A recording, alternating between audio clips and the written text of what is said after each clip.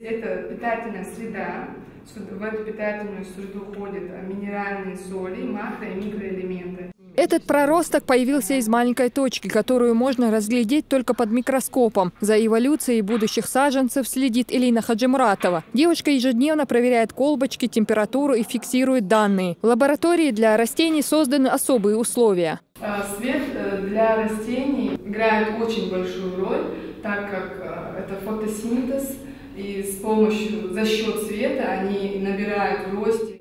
Отсюда ростки попадают в микроколональную лабораторию, где их размножают. Каждый сорт проходит серьезную проверку. Плодопитомники сады Чечни испытывают новые сорта деревьев, кустарников и ягод. Из 500 сортов надо выбрать лучшие. Каждый вид требует индивидуального ухода. Например, виноград посадят в грунт, обогащенный микроэлементами. После того, как мы выносим виноград в нестерильные условия, мы пересаживаем их, а также поливаем и подкармливаем. Как и любое растение, виноград также нуждается в уходе и в заботе.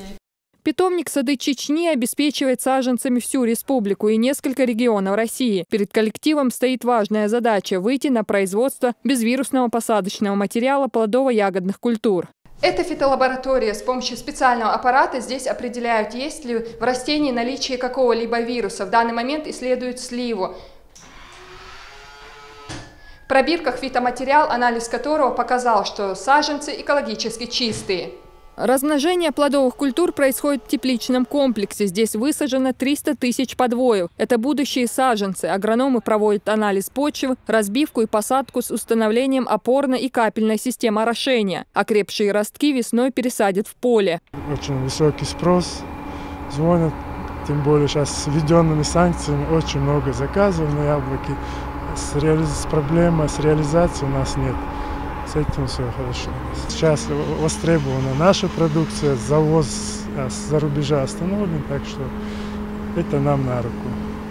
В будущем здесь хотят полностью отказаться от химических средств, используемых в борьбе с болезнями растений, вредителями и сорной растительностью. Сейчас здесь работают над сортами экзотических фруктов. Каких именно, агрономы пока держат в секрете. Луиза Батыжева, Хаважи Мунаев, Дени Хавхаров. Новости.